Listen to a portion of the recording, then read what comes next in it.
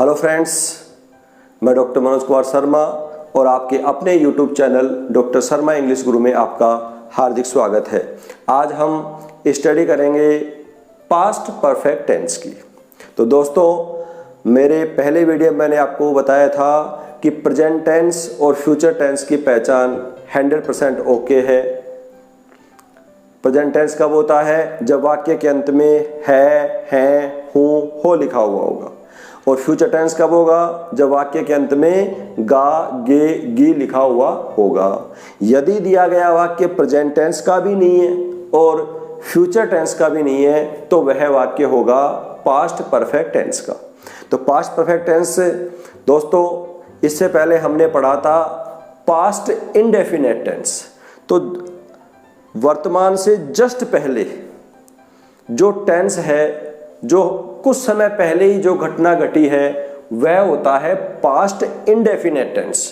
और past indefinite से भी पहले, मतलब पास्ट से भी पास्ट जो समय है, वह होता है पास्ट परफेक्ट टेंस। तो पास्ट परफेक्ट टेंस की पहचान क्या है?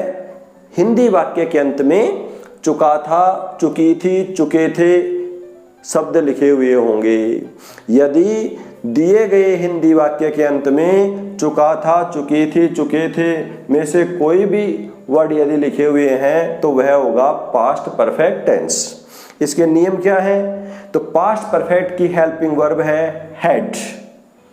एक ही हेल्पिंग वर्ब है तो क्लियर है, सिंगुलर के साथ भी हैड और प्लुरल के साथ भी हैड हेल्पिंग वर्ब काम में लेते हैं और वर्ब की थर्ड फॉर्म काम में ली जाती है। पास्ट परफेक्ट में वर्ब की थर्ड फॉर्म काम में ली जाती है।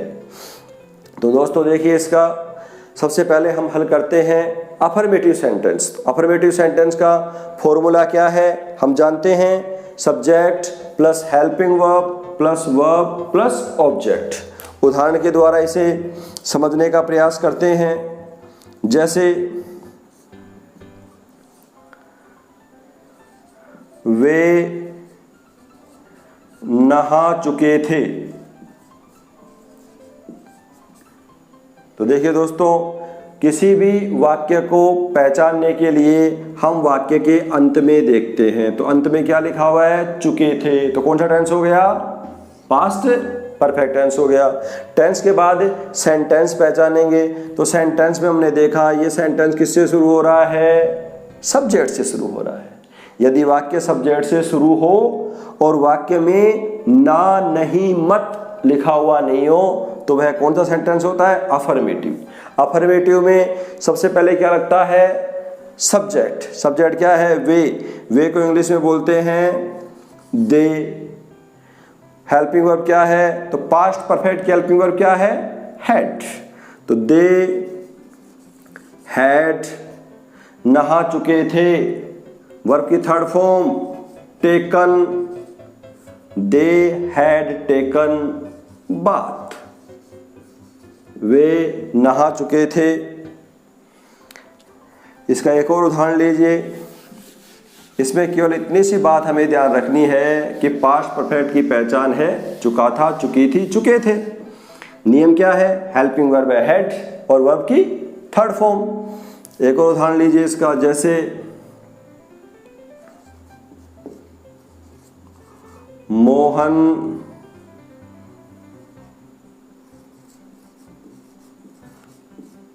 अपना कार्य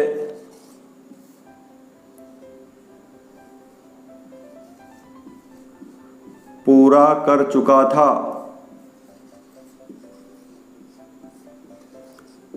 वाक्य के लास्ट में देखा चुका था लिखा हुआ आ गया, पास्ट परफेक्ट टेंस हो गया। किससे शुरू है? सब्जेक्ट से शुरू है और वाक्य के बीच में ना, नहीं, मत लिखा हुआ नहीं है। It means it is affirmative sentence. Affirmative sentence का सूत्र क्या होता है? Subject plus helping verb plus object. Subject कौन है? मोहन। तो सबसे पहले आ जाएगा मोहन। सब्जेक्ट के बाद में हेल्पिंग वर्ब, पास्ट परफेक्ट की हेल्पिंग वर्ब कौन सी है? हैड। सिंगुलर के साथ भी हैड और प्लुरल के साथ भी हैड। तो मोहन हैड। फिर वर्ब की थर्ड फॉर्म पूरा कर चुका था। पूरा करना कंप्लीट। तो कंप्लीट की थर्ड फॉर्म हो जाएगी completed. Mohan had completed his work. Clear, समझ गए दोस्तों आप। दूसरा है नेगेटिव सेंटेंस। तो नेगेटिव सेंटेंस का फॉर्मूला क्या होता है? Subject plus helping verb plus note plus verb plus object. Negative sentence की पहचान क्या होती है? ये वाक्य सब्जेक्ट से शुरू होते हैं और वाक्य के बीच में ना नहीं मत लिखा हुआ होता है, तो नेगेटिव सेंटेंस हो गया। लास्ट में लिखा हुआ है चुके थे। यदि वाक्य के अंत में चुका था, चुकी थी, चुके थे लिखा हुआ हो तो कौन सा टेंस होगा? That will be past perfect tense. तो इसका ट्रांसलेशन करते हैं। सबसे पहले आना चाहिए सब्जेक्ट। सब्जेक्ट कौन है? वे को इंग्लिश में क्या बोलते हैं? दे। हेल्पिंग वर्ब क्या आएगी? पास्ट परफेक्ट केवल एक ही हेल्पिंग वर्ब है, तो दे हैड। हेल्पिंग वर्ब के बाद में नोट, तो दे हैड नोट। वर्ब की थर्ड फॉर्म पास करना, तो passed. They had note passed class 10th। एक और उदाहरण ले लीजिए नेगेटिव का। सीता खाना नहीं खा चुकी थी। सीता खाना नहीं खा चुकी थी, वाक्य के लास्ट में चुकी थी, पास्ट परफेक्ट टेंस हो गया। किससे शुरू है? सब्जेक्ट से शुरू है। वाक्य के बीच में ना नहीं मत में से नहीं लिखा हुआ है, तो पास्ट परफेक्ट का नेगेटिव सेंटेंस हो गया। नेगेटिव में सबसे पहले क्या आता है? सब्जेक्ट। सीता खाना खा चुकी थी। खाना खाने का काम कौन कर रहा है? सीता। काम करने वाला कर्ता, सब्जेक्ट। तो सीता यहाँ पे सब्जेक्ट हो गया, तो सीता। फिर हेल्पिंग वर्ब कौन सी है? पास्ट परफेक्ट की केवल एक हेल्पिंग वर्ब है, हैड। तो सीता हैड, फिर लगेगा नोट, खाना खा चुकी थी, ईट, एट, इटन, वर्ब की थर्ड फॉर्म। तो Sita had not eaten food. इस तरीके से आप नेगेटिव सेंटेंस का हिंदी से अंग्रेजी में ट्रांसलेशन करना सीख गए हैं। इसका अभ्यास करें, ज़्यादा से ज़्यादा वाक्यों का इंग्लिश में ट्रांसलेशन करें। जितना अभ्यास करेंगे उतने ही ज़्यादा आपके ये टेंस क्लियर होते हुए चले जाएंगे। थर्ड नंबर पे हम लेते हैं इंट्रोगेटिव सेंटेंस। तो दोस्तों इंट्रोगेटिव सेंटेंस क्या होता है जानते हैं आप? इंट्रोगेटिव सेंटेंस को हिंदी में क्या बोलते हैं? प्रश्नवाचक वाक्य। प्रश्नवाचक वाक्य। Interrogative sentences ask questions. इसमें प्रश्न पूछा जाता है, तो वाक्य के लास्ट में क्या आएगा? क्लियर है, प्रश्नवाचक चिन्ह आएगा। और वह वाक्य किससे शुरू होना चाहिए? क्या से। इसका फॉर्मूला क्या है बताओ? इंट्रोगेटिव सेंटेंस किससे शुरू होगा? हेल्पिंग वर्ब से। तो सूत्र क्या हो जाएगा इसका? Helping verb plus subject plus verb plus object and last में क्वेश्चन मार्क। जैसे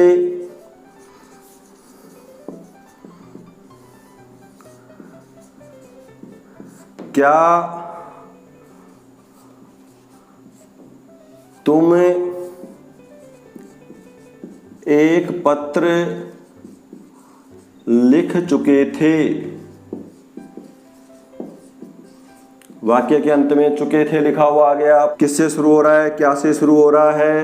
अंत में प्रश्नवाचक चिन्ह लगा हुआ है। इसका मतलब ये पास्ट परफेक्ट का इंट्रोगेटिव सेंटेंस हो गया। सबसे पहले आएगा सब्जेक्ट, हेल्पिंग वर्ब आएगी। हेल्पिंग वर्ब किसके अनुसार आती है? सब्जेक्ट के अनुसार। सब्जेक्ट कौन है? तुम। यहाँ तो सब्जेक्ट का कोई मैटर ही नहीं है। सिंगुलर है तो भी हैड, प्लूरल है तो भी हैड। तो यहाँ तो डायरेक्टली हेल्पिंग वर्ब क्या लग जाएगी? हैड। सब्जेक्ट हो गया तुम, तो हैड यू। क्या तुम एक पत्र लिख चुके थे? वर्ब क्या है? लिखना। क्या काम हुआ है? लिखना।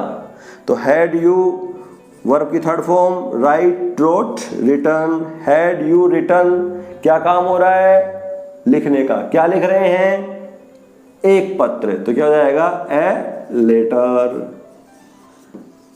Had you written a letter.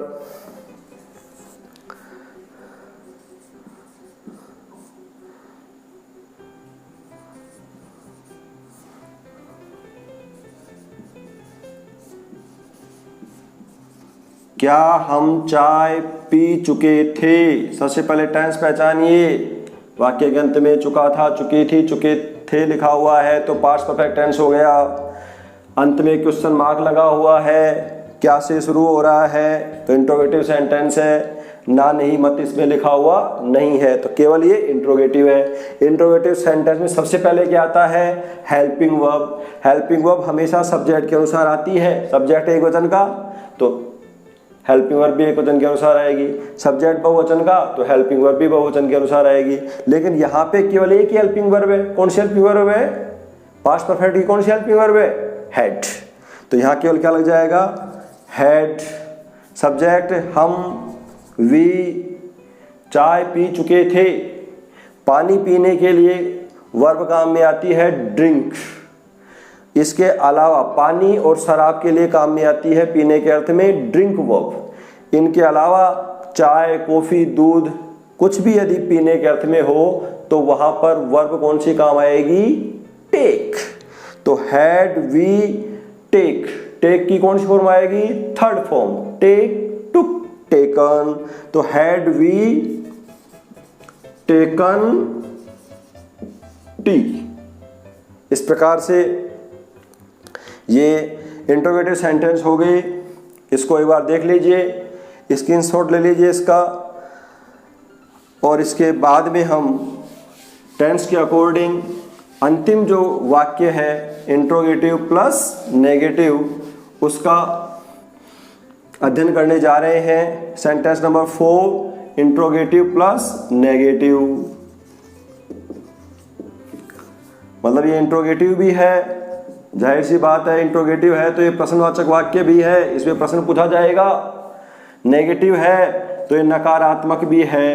नकारात्मक है इसका मतलब वाक्य में ना, नहीं, मत में से कोई भी एक वर्ड लिखा हुआ आएगा।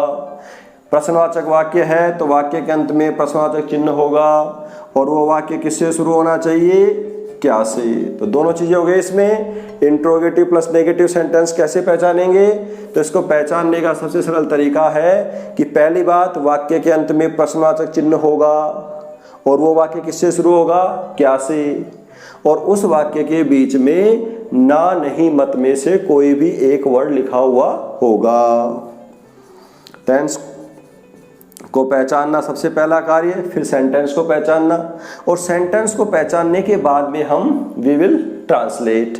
तो ट्रांसलेट करने के लिए हमें फॉर्मेशन आनी चाहिए, उसका फॉर्मूला आना चाहिए। तो इंट्रोगेटिव प्लस नेगेटिव का फॉर्मूला क्या है? इंट्रोगेटिव सेंटेंस है, किससे शुरू होगा? हेल्पिंग वर्ब से शुरू होगा।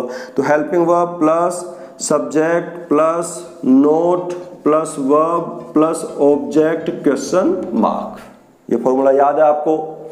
याद कर चुके हैं, शुरू से हम इसे को काम में लेते आए हैं। तो अब इसका ये जो फॉर्मूला हो गया तो इसके उदाहरण हम लेते हैं कि किस प्रकार से इंट्रोगेटिव प्लस नेगेटिव का ट्रांसलेशन किया जाता है। जैसे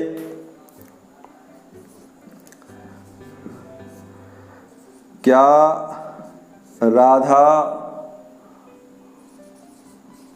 फूल नहीं तोड़ चुकी थी? क्या राधा फूल नहीं तोड़ चुकी थी? चुका था, चुकी थी, चुके थे लिखा हुआ आएगा तो पास्ट परफेक्ट टेंस होगा। सेंटेंस पहचाना, वाक्य के लास्ट में क्वेश्चन मार्क, क्या से शुरू हो रहा है, ना, नहीं, मत में से नहीं भी लिखा हुआ है। तो ये कौन सा सेंटेंस हो गया? इंट्रोगेटिव प्लस नेगेटिव हो गया। सबसे पहले क्या आएगी? Helping verb.